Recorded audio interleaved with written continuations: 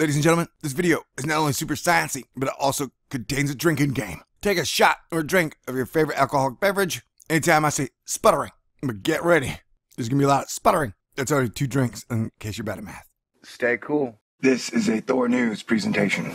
Thor News presents Hit the Button, Baby. Everyone of you dicks wants to talk about planets. Billions of years ago, Mars was a very different world. Liquid water flowed in long rivers that emptied into lakes and shallow seas.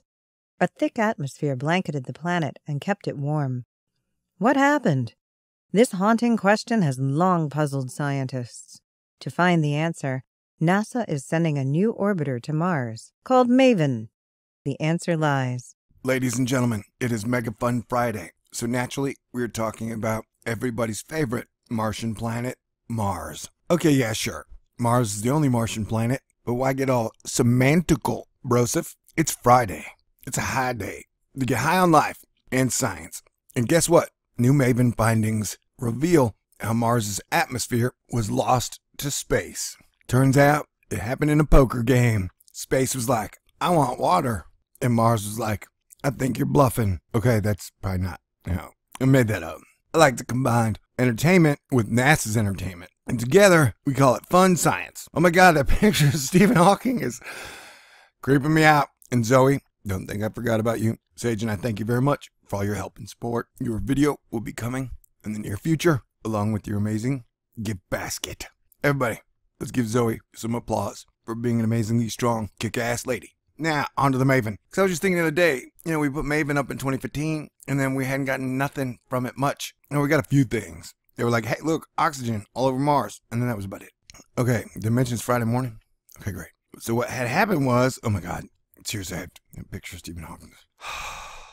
Solar wind and radiation are responsible for stripping the Martian atmosphere, transforming Mars from a planet that could have supported life billions of years ago into a frigid desert world. According to new results from NASA's Maven, Mars Atmosphere and Volatile Evolution Mission, spacecraft led by the University of Colorado Boulder. All right, and this should teach us what really happened was Mars is a planet of war, and so they refused to give up their war and theater of war ways to support their bullshit Martian fiat currency. Everybody pushed the limit. Several groups in the 13, technically 12, wouldn't stand down. You had a major Martian war, and the atmosphere got ripped off. So the only creatures that remained were like bug-like creatures that live underground. I'm guessing about all that. Let's get back to the actual NASA science, and I'm sure somewhere in between might be the truth. We've determined that most of the gas ever present in Mars' atmosphere has been lost to space. How do you know it's not in the planet? It was just me being a jerk's advocate, said Bruce Jakosky, principal investigator for Maven and professor at the Laboratory for Atmospheric and Space Physics, LASP. The team made this determination from the latest result, which reveals about 65% of the argon that was ever in the atmosphere has been lost to space. And space is technically all over the place. Jakosky is lead author of a paper on this research to be published in Science on Friday. Marek Slipsky, a LASP graduate student, co-authored the study. Maven team members had previously announced measurements showing that atmospheric gas was being lost to space, and that described the processes by which atmosphere was being stripped away. The present analysis uses measurements of today's atmosphere to give first estimate of how much gas has been removed through time. Liquid water, essential for life. You don't know that, bro. Some creatures may exist in a world where methane is their water.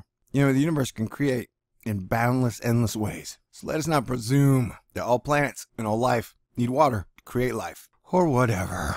Liquid water is not stable on Mars' surface today because the atmosphere is too cold and thin to support it. However, evidence such as features resembling dry riverbeds and minerals that only form in the presence of liquid water indicates the ancient Martian climate was much different, warm enough for water to flow on the surface for extended periods. There are many ways a planet can lose some of its atmosphere. For example, chemical reactions can lock gas away in surface rocks, or an atmosphere can be eroded by radiation and wind from the planet's parent star, which in this case would be the sun. The new result reveals that the solar wind and the radiation were responsible for most of the atmospheric loss on Mars, and that the depletion was enough to transform the Martian climate.